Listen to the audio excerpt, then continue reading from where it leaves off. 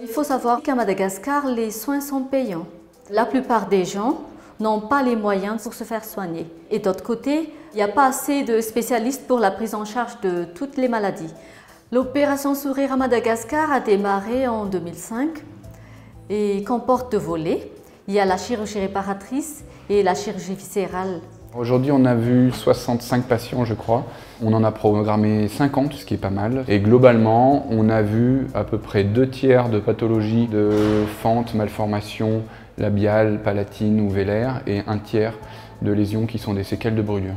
Ça touche surtout une population jeune, des enfants qui sont marginalisés parce que déscolarisés ou autres. On a fait un programme que je juge assez chargé, mais qui est réalisable.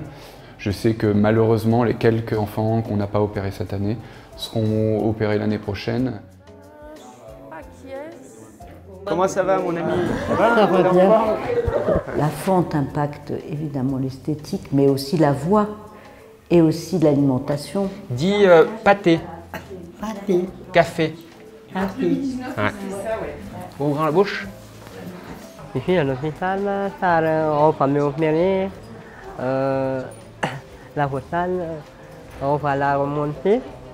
Et ici, on va l'améliorer. On ne ferme pas tout d'un coup. De manière générale, on opère lèvres et voile en premier et ensuite on ferme le palais, ce qui fait des chirurgies un peu moins lourdes et des éventuelles séquelles liées à la chirurgie qui sont beaucoup moins importantes. Donc c'est le pari-pris de l'opération Sourire d'essayer de traiter des patients ici à Madagascar comme on les traite en France. La chirurgie réparatrice consiste aussi à prendre en charge les séquelles de brûlure qui peuvent arriver pendant l'enfance. Il faut greffer, oui. Là, il y a une plastie, là, il y a une plastie à faire. Tu as lu comme ça? En France, on n'aurait évidemment pas ce genre de lésion parce qu'on prendrait bien en amont la situation. D'ailleurs, en France, on voit très rarement des séquelles de brûlure de ce type-là. C'est des brûlures souvent par liquide chaud lors de la préparation des repas. On a la chance d'avoir une équipe locale avec qui on travaille depuis très longtemps. C'est par les liens qui se lient localement qu'on peut échanger et que les choses progressent pour tout le monde. Il faudrait regarder derrière mon épaule si tu veux voir. Au niveau de la CHIERA, il n'y a que 2 spécialistes en chirurgie réparatrice actuellement. Mais pendant les missions chirurgicales de Médecins du Monde, il y a à chaque fois une formation par compagnonnage des chirurgiens qui travaillent à l'hôpital et aussi des internes qualifiants qui vont bientôt devenir chirurgiens. Pour traiter ça, en France, on utilise des fois des sangsues stériles. Tu as déjà entendu parler de cette technique?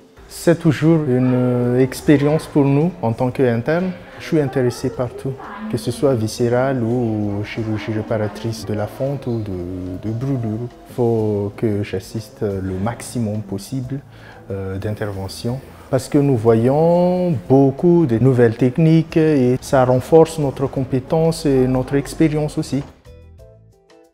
Tant que le Médecin du Monde vient ici, il m'appelle encore. Pour moi, c'est une fierté de travailler avec eux pour mes compatriotes.